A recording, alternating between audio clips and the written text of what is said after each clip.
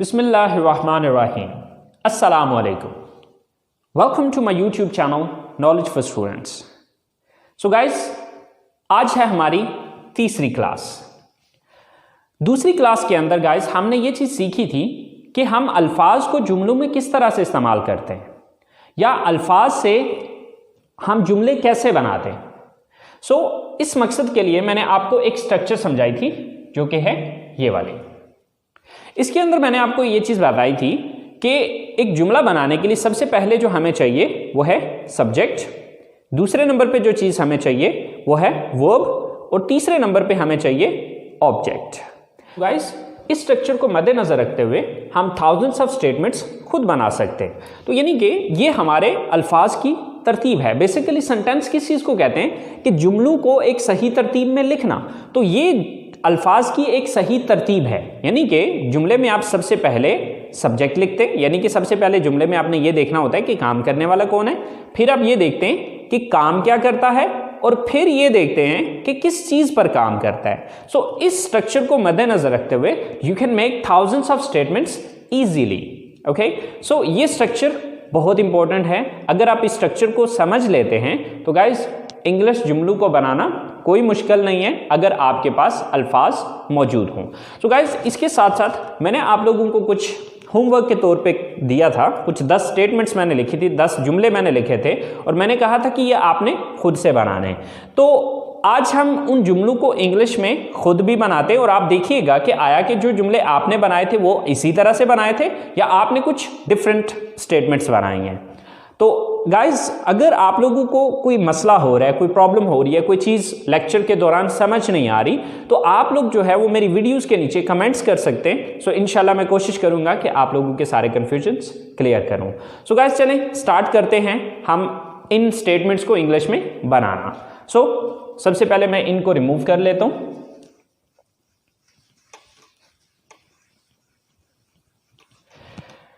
चलें guys start करते हैं। हमारे पास सबसे पहली स्टेटमेंट है, हम किताबें खरीदते हैं।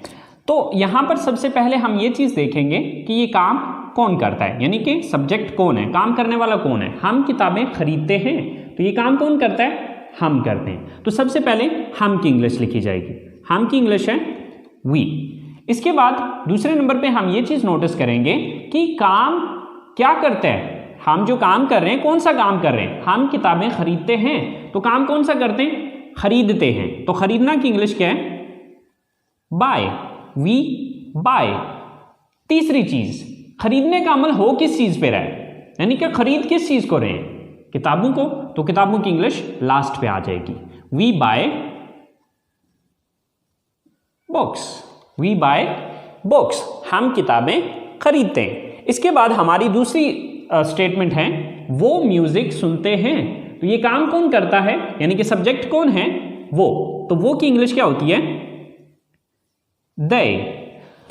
अब दूसरे नंबर पे आ गया कि वो काम क्या करते हैं, सुनते हैं। तो सुनना की इंग्लिश दूसरे नंबर पे आ गई, लिसन। They listen. अब सुनते क्या चीज है, यानी कि ऑब्जेक्ट क्या है, किस चीज को सुनते हैं, म्यूजिक को। म्यूजिक की इंग्लिश म्यूजिक ही होती है। दे लिसन म्यूजिक, वो म्यूजिक सुनते हैं। सेम लाइक दैट, आप फिल्में देखते हैं। तो अब इसमें सबसे पहले हम ये नोटिस करेंगे कि ये काम कौन करता है। तो ये काम कौन करता है, फिल्में कौन देखता है, आप देखते हैं। तो आपकी इंग्लिश क्या है, यू। काम क्या करते हैं आप, दूसरी चीज देखते हैं, तो देखना की इंग्लिश क्या है, वॉच। You watch. अब देखते क्या चीज है, देखने का अमल किस चीज पे हो रहा है, यानी कि तीसरी चीज, फिल्में। फिल्मों की इंग्लिश फिल्म्स भी होती है और मूवीज भी होती है। इट्स डिपेंड ऑन यू, आप पे डिपेंड करता है कि आप मूवीज लिखते हैं या फिर यहां पर आप फिल्म्स लगाते हैं। चौथी स्टेटमेंट है हमारे पास, मैं बर्गर पसंद करता हूं। तो इसमें सबसे पहले सब्जेक्ट मैं, तो मैं की इंग्लिश क्या होती है, आई। अब मैं करता क्या हूं, पसंद करता हूं। तो पसंद करना की इंग्लिश क्या है, लाइक। I like. पसंद किस चीज को करता हूं, यानी कि ऑब्जेक्ट क्या है, burger. I like burger. I like burger. Last statement है हमारे पास, हम चाय पीते हैं। ये काम कौन करता है? हम करते हैं। तो हम की इंग्लिश क्या है? वी। काम क्या करते हैं? हम पीते हैं। सो पीना के लिए ड्रिंक का लफ्ज भी इस्तेमाल हो सकता है, हैव भी लग सकता है, टेक भी लग सकता है, बट फिल वक्त हम ड्रिंक ही लगा लेते हैं। We drink. क्या चीज पीते हैं? तीसरी चीज। पीने का अमल किस चीज पे हो रहा है? चाय पे। सो चाय की इंग्लिश है टी। We drink tea. अब हमारी अगली स्टेटमेंट है, मैं फुटबॉल खेलता हूं। अब इसमें सबसे पहले हम ये नोटिस करेंगे कि ये काम कौन करता है। तो ये काम कौन करता है? सब्जेक्ट कौन है यहां पर? फुटबॉल कौन खेलता है? मैं की इंग्लिश क्या है? आई। मैं काम क्या करता हूं? खेलता हूं। सो खेलना की इंग्लिश है प्ले। I play. मैं खेलता क्या चीज हूं? फुटबॉल।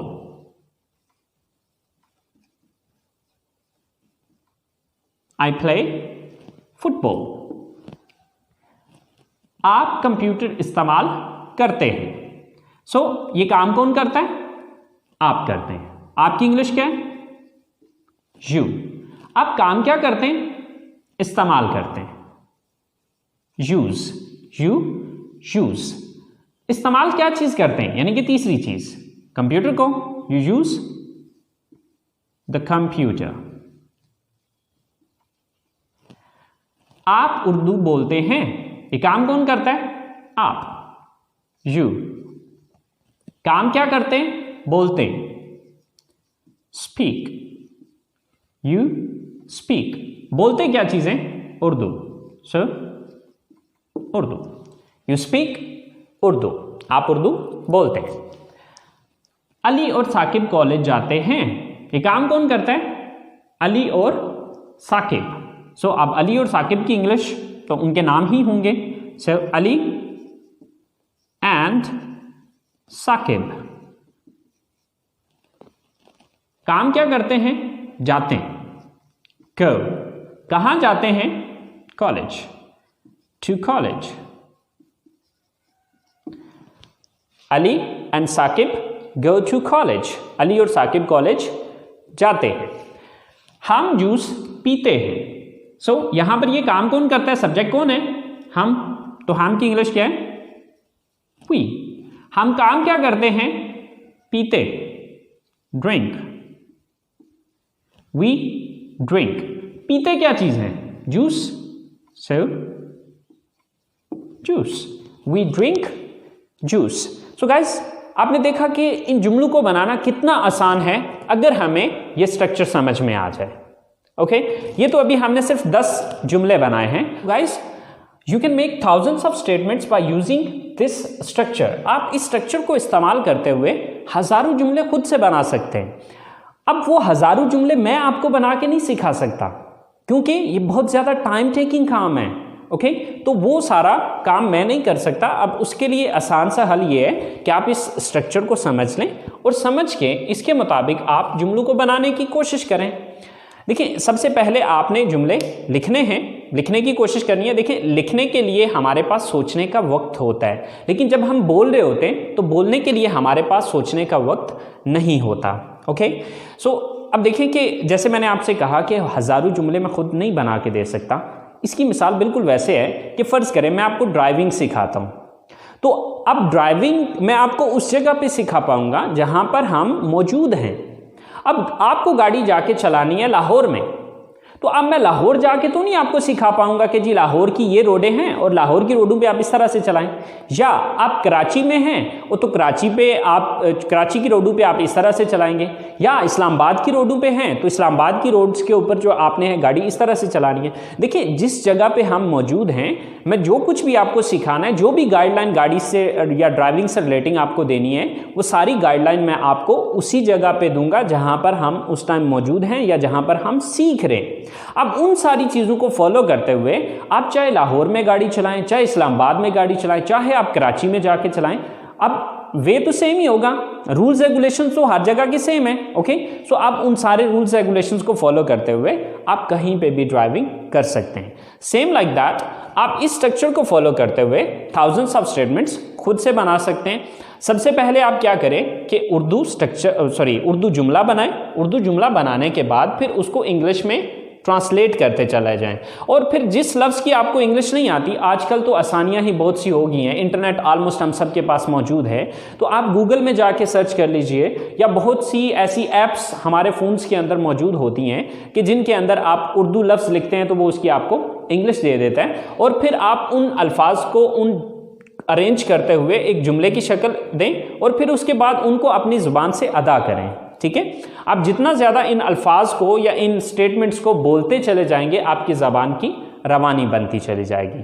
सो उम्मीद करता हूँ गाइस आप लोगों को इस बात की समझ आ गई होगी। सो गाइस चलें अब हम कुछ नेक्स्ट होमवर्क के तौर पे कुछ काम करते हैं। देखिए, जैसा कि मैंने जिक्र किया कि इस स्ट्रक्चर को यूज़ करते हुए आप थाउजेंड्स ऑफ स्टेटमेंट्स खुद से बना सकते हैं। तो चलें देखते हैं कि आज के लिए आपको कुछ होमवर्क के तौर पे मैं कुछ देता हूँ कि आपने सुबह जागने से लेकर रात सोने तक की जो आपकी डेली रूटीन है, आपने उसके बारे में सेंटेंसेस बनाने हैं। सो गाइस मैं कुछ जो मेरी रूटीन है उसके मुताबिक मैं कुछ सेंटेंसेस बना देता हूँ। ठीक है, उर्दू उनकी मैं बना देता हूँ, आपने उनकी खुद से इंग्लिश बनानी है, और उससे हट के जो आपकी डेली रूटीन है, क्योंकि हर बंदे की डेली रूटीन सेम तो नहीं होती, हर किसी के जो कामकाज हैं वो अलग अलग होते हैं, हर किसी के डेली की जो रूटीन है वो अलग है। ओके, तो फिर आप अपने हिसाब से भी अपनी रूटीन को देखिएगा, लेकिन कम से कम उन सेंटेंसेस को ज़रूर बनाइएगा जो कि मैं यहाँ पर लिखने जा रहा हूँ। मैं सुबह उठता हूँ, मैं वज़ू करता हूँ, मैं मस्जिद जाता हूँ, मैं नमाज़ पढ़ता हूँ, मैं कुरान पाक की तिलावत करता हूँ, मैं सुबह की सैर के लिए जाता हूँ, मैं घर वापस आता हूँ, मैं गुस्ल करता हूँ, मैं कपड़े तब्दील करता हूँ, मैं कॉलेज के लिए तैयार होता हूँ, मैं नाश्ता करता हूँ, मैं कॉलेज जाता हूँ, मैं क्लास लेता हूँ, मैं अपने दोस्तों से मिलता हूँ, मैं घर वापस आता हूँ,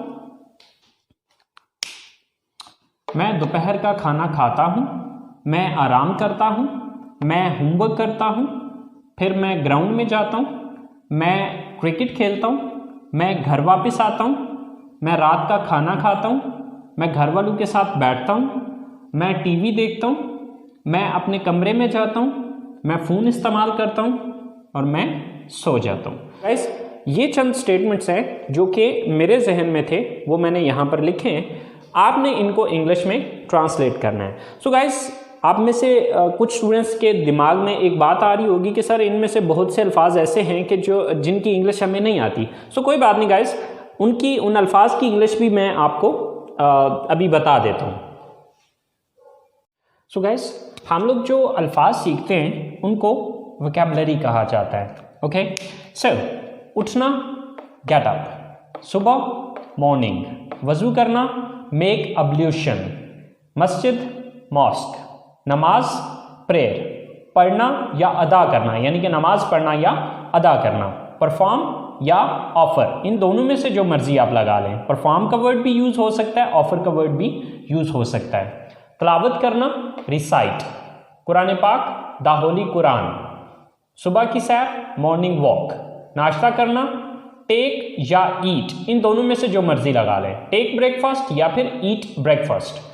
गुस्ल करना टेक अ बाथ, तब्दील करना चेंज, तैयार होना गेट रेडी,